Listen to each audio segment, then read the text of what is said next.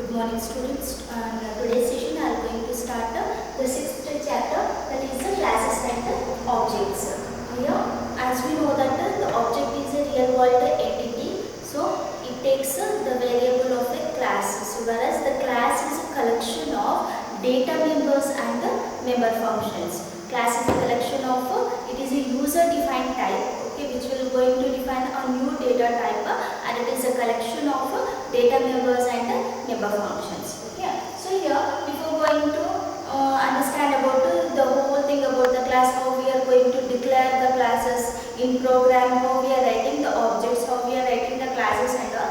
First we will understand, so what is the procedure oriented programming and the object oriented programming. So that is a difference between procedure oriented programming and an object oriented programming. So already people have studied in your first PUC. Okay, so procedure oriented programming, it is nothing but POP. So it emphasis on the data rather than it emphasis on the procedure. Procedure oriented programming will be emphasis on procedure, means it will be mainly concentrate on the procedure, whereas the object oriented programming will be mainly concentrate on the data, what the data will going to be selected. So here in procedure oriented programming, we are taking the data in a form of a variable, where the data we are storing in terms of variables. In a variable location, we are going to store our data value, whereas in case of object oriented programming, so whole data will be stored as an objects.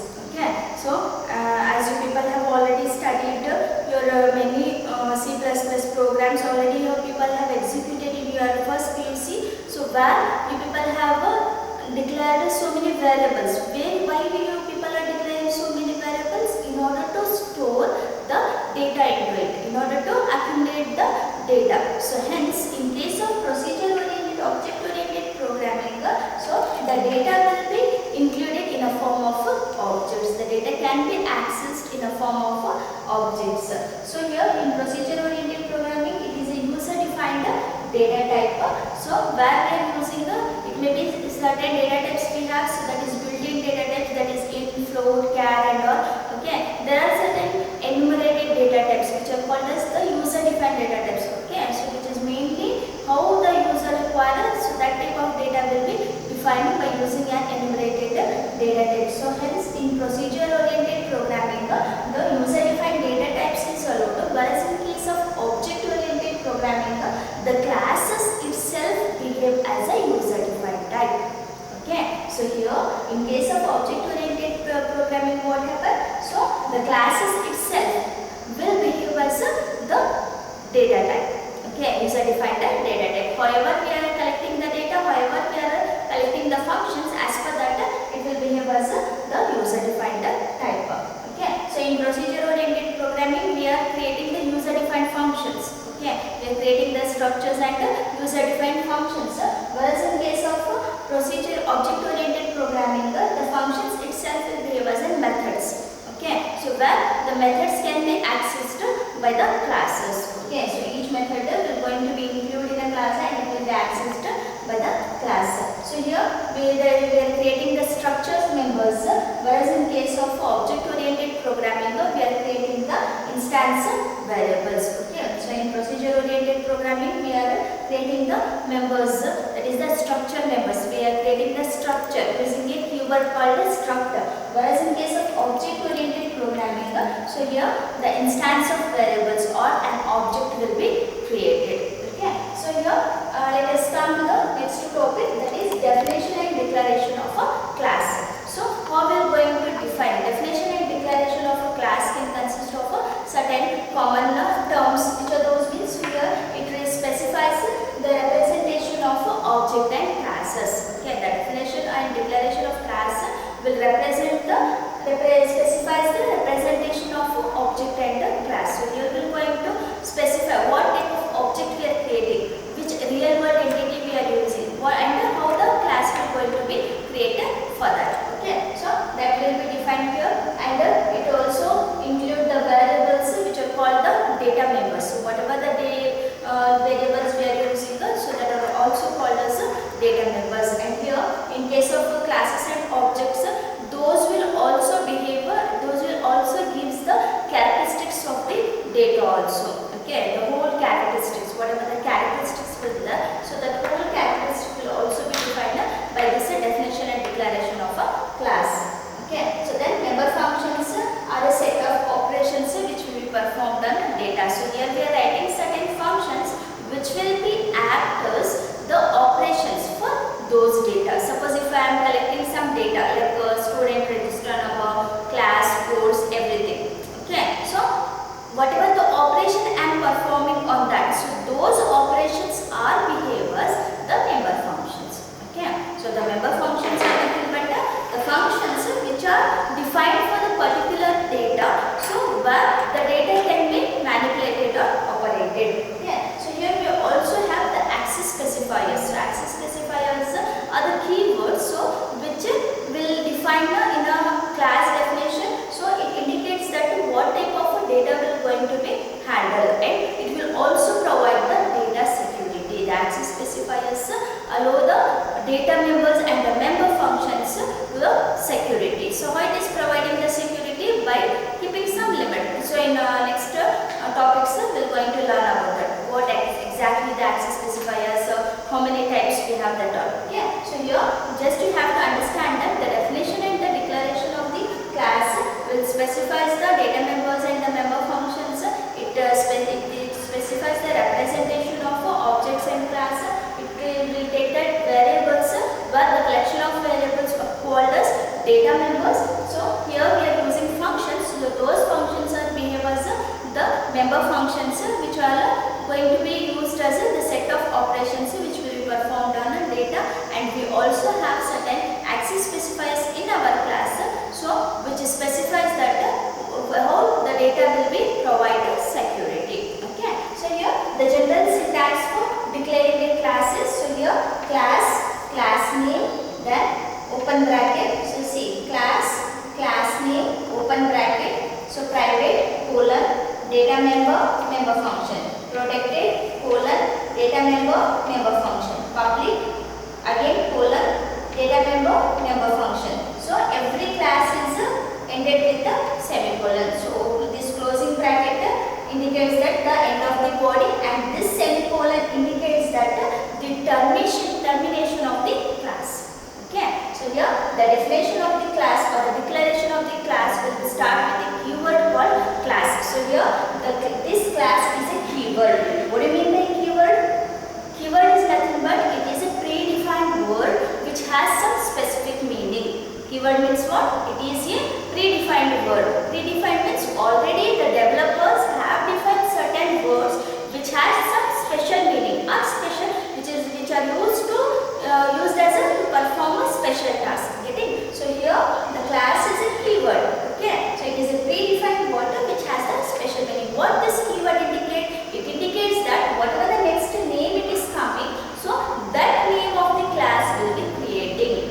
Okay, it informs the compiler that so whatever the name followed with this keyword, so with the name of will going to be create a class. Okay, so here the class is a keyword. The name of the class will be any name as per your wish and will. Okay, but as per the programming user, so whatever the name you want, so that name you can include here. Okay, so here the class name may be anything. It may be the student, it may be an employee, as per your choice. If you just write yes also, that is okay. So like variable name. Okay, so this name will be optional as per the user requirement. However you want, you can specify the class name. So this opening bracket indicates that the body of the classes will be start. Okay, so here we have a private, public and protected. So these are the access specifiers. Okay, so data members are and member functions. For each access specifier we have a data member and member function. Means data members means the variables which will accommodate the data which is required in our class, and member functions are the functions which will be used to operate on those data. Okay, data members, why we are saying that it is members means these data are member of this class.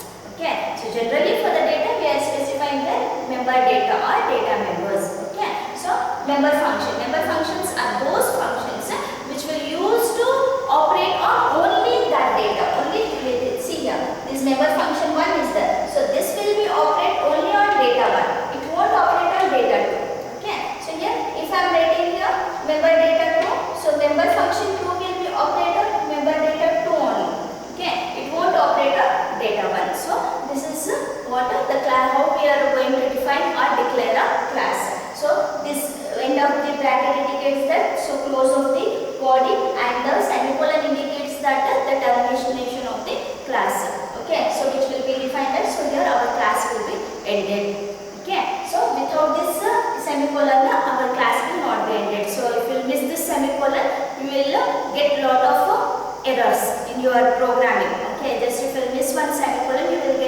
more errors. Okay, so there will be some undefined errors will be there. So because the class has been not properly ended. Okay, so next we have this example. So based on this class, I am going to explain the example. So here I have taken a simple example of a class student. Okay. See here, I have written an example, so which is a class student. As I said that the first should be the class keyword should be there. So here we have written the class keyword. So after that the name I am writing the student. Okay, my class name is the student. Okay, so here this opening bracket indicates that so the body of the class will start. So here I am writing the two access specifiers, that is private and public. So in private I am writing the data members, int, register number, float, fees, char, course, char, name. So course means so usually it will be PCMB, PCM, CS, EPS, CS. Okay, so for that purpose I am using the data type as a char. Okay, so then name is also a string or a set of characters, hence the name is also be represented as a char. So in register number, because register number is a unique number, integer number, hence it is defined as in. Fees, almost all it is in decimal form, so hence it is defined as a float. Okay, so these are the data members, and publicly I am defining get data function. So see here, these two brackets are termed as function. Whenever a word is followed with these two brackets, okay, so that will become a function. So hence, I think you people have executed many programs, right? So in those programs, so you will start up with the main, is it not? Main, after this you have two brackets. So wherever these two brackets will come, it indicates that it is a function. So if I am writing after main function, okay. If I am writing after get function. If I am writing after put function. Okay, so those two brackets indicates that function. What do you mean by function? Function is nothing but it is a collection of codes. Okay, it is a sequence of codes to perform a specific task and return a value. Okay, so here function is nothing but it is a set of codes or set of statements or combination of statements to perform a specific task and return a single value. Okay, so here it will going to be have a certain code. Based on that code, it will perform the operation and it will return the value. Okay, so here some value will be written. If it is not returning anything, it is termed as void. Void means nothing, empty. Okay, so here we have two functions, that is get data function. So this function is used to read our data. What is the student register number, what is the fees of that student, what is the course of the student, and what is the name of the student. So that data will be read with a function called get data function. Okay, so next we have a display data. So display data function, this function is used to display whatever the data we have read with the help of a get data function. So those data will going to be displayed on our monitor. Okay, with the help of this display data function. In this function we are including some of the output statements in order to display our data. Okay, so after that, as I said that every function is ended with the semicolon. So this flower closing flower bracket indicate that so end of the class body, and so here the semicolon indicates that so our class will be ended here. Hence the class is a collection of these are all called data members. So in short I am writing DM. DM means data members. Okay, and these are called member functions. Okay, hence class is a collection of data members and member function. Okay, so next we have access specifiers. So in our class we are writing private, public, protected. Access specifiers are the terms which are used to define the security for the data and the member functions. Okay, access specifiers are used to specify the access limits for the data and the member functions. So here we have three types of access specifiers. Okay, so which are those means private, public and protected. Private access specifiers is a type of access specifiers where the data members and the member functions will be accessed only within the function to which it has been defined. Got it? So private means only within that function. Suppose if this is class is there, only to this class, student class, data. See, I will write this also private. Functions also I will write private. So these two will be used only to this student. If I am writing one more class called class S1 for some other student. Okay. So for this S1, these data we can't use. Got it? So private means only limited to that. See, you people have the private things. Private means what? It is belonging to that own. Okay, so it should not be shareable. Okay, so here also the same thing. Private access specifiers or those specifiers where the data and the member functions are limited only or accessed only within the function to which it has been defined. Okay, so then public access specifier. Public means publicly. Publicly means overall. Okay, so here public, whatever the member data members and member functions we have defined as a public. So those functions can be accessed throughout the program. See, listen here. Through that can be accessed throughout the program. Throughout the program means here for the student also we can take, and even for the S1 also we can take. If I am taking one more student S2, even for S2 also I can use the same data and the same functions. So publicly. Publicly means anyone can access. Okay, it doesn't have any restrictions. So that is called the public access specifiers. Whereas we have a protected access specifiers. Protected access specifiers are those specifiers which are accessed only within the parent class and the child class. Where the parent class and the child class concept will come? Again in inheritance. So already we studied about this.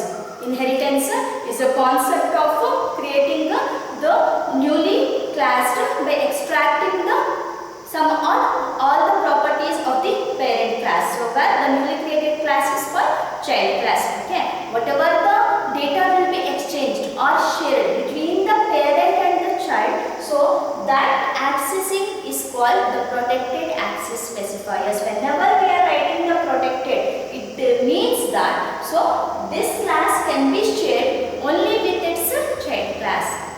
Okay, so this is about the access specifiers. Okay, so this is about today's class. If you have any doubts, you can leave a comment or you can.